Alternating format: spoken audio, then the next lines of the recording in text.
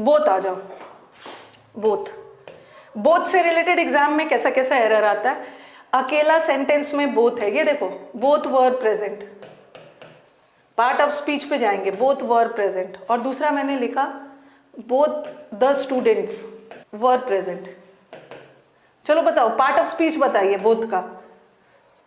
Both एक ऐसा word है ना, बोथ एक ऐसा वर्ड है जो सेंटेंस में एडजेक्टिव का भी काम कर सकता है, जो सेंटेंस में प्रोनाउन का भी काम कर सकता है, वो तो आपको डिसाइड करना है। चलो बताओ पहला वाला बोथ क्या है, पहला वाला बोथ क्या है, पहला वाला बोथ, चलो पहला वाला बोथ क्या है, पहला वाला बोथ, पहला वाला ये देखो ये क्या है, वर्ब।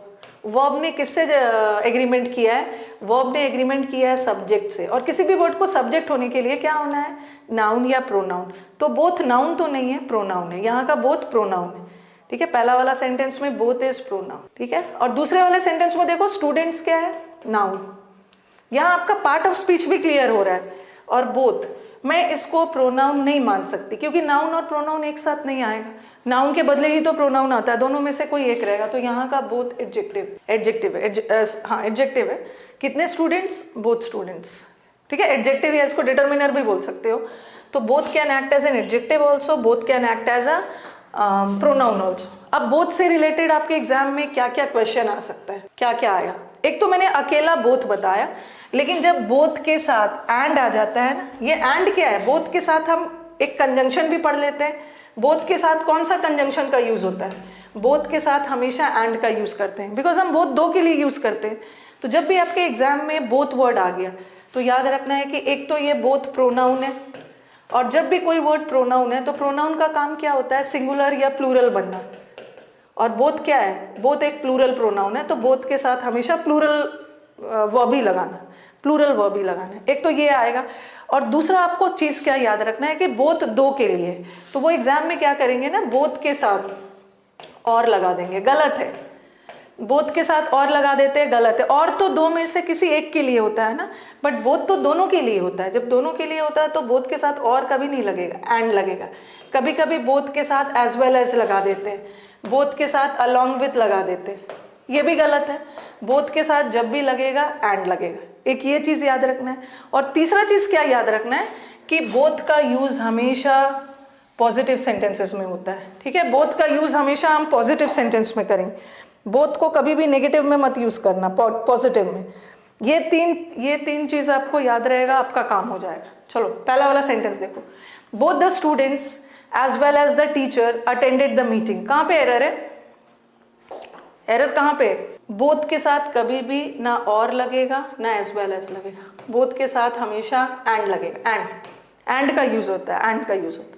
अब इससे देखो और क्या एरर आ सकता है। सेंटेंस देखो आप, neither of them went to the cinema. Answer बताइएगा इसका, neither of them went to the cinema, मतलब दोनों में से कोई भी सिनेमा के लिए नहीं गया। बोथ के साथ एंड तो लगता है, सही है। और बोथ का यूज किस में होता है, बोथ का यूज हमेशा पॉजिटिव सेंटेंस में, बोथ का यूज हमेशा पॉजिटिव सेंटेंस में, बोथ कभी भी नेगेटिव में यूज होता ही नहीं। आंसर बताइए। अच्छा नन, कुछ नो इम्प्रूवमेंट बोल रहे हैं, अच्छे से देखो, अच्छे से देखो, हड़बड़ाना नहीं है, कुछ नो इम्प्रूवमेंट बोल रहे हैं। Neither of them went to cinema, हाँ ये सेंटेंस नेगेटिव है ना, दोनों में से कोई भी सिनेमा के लिए नहीं गया। और बोथ का यूज नेगेटिव सेंटेंस में तो नहीं यूज होगा ना, गलत है। बोथ का यूज नेगेटिव सेंटेंस में यूज नहीं होगा, गलत है। अब स्टूडेंट्स फंस सकते हैं इसमें, नीदर वेंट टू सिनेमा, देखो ये भी ग्रामेटिकली गलत नहीं है। और यहाँ neither of them went to cinema, यहाँ आप फंस सकते हो, क्योंकि मैं देख रही हूँ हाँ कुछ का जवाब सी भी आ रहा है, कुछ स्टूडेंट्स का जवाब यस स्वाति, कुछ का जवाब सी भी आ रहा है, neither of them went to cinema. Grammatically ये भी सही है, नीदर वेंट और नीदर ऑफ देम वेंट दोनों सही है, बट ये सेंटेंस इंप्रूवमेंट है। और सेंटेंस इंप्रूवमेंट की खास बात क्या होती है ना, कि जब भी आपके पास दो ऑप्शन आ गया जहाँ पे आप फंस रहे हो और आपको लग रहा है कि दोनों ऑप्शन करेक्ट है, तो उसमें हमें सबसे अप्रोप्रिएट ढूंढना है। अब बताओ कि इसमें सबसे अप्रोप्रिएट कौन है, एक में ऑफ लगा है, एक में नहीं लगा है। चलो बताओ, ये भी आपके प्रीवियस पेपर का ही क्वेश्चन है, आंसर बताइए। नहीं, तो आपका आंसर डी है, वेरी गुड, नो इम्प्रूवमेंट है। बट मुझे बताओ कि सी गलत क्यों है? आंसर यही है, बट सी गलत क्यों? वाई? देखो हम नीदर में से क्या करते हैं ना, नीदर मतलब दोनों में से कोई एक भी नहीं गया, तो हम सेलेक्ट कर रहे हैं, और जनरली सिलेक्शन के लिए हम ऑफ का यूज करते हैं। अगर ये नहीं होता ना तो हम इस ऑप्शन को टिक करते, ये नहीं होता तो इसको करते, लेकिन अगर दोनों आ गया और देखा जाए तो सबसे अप्रोप्रिएट, सबसे सटीक ऑफ वाला है, ऑफ वाला सिलेक्शन के लिए। यस, दोनों में से कोई एक भी नहीं।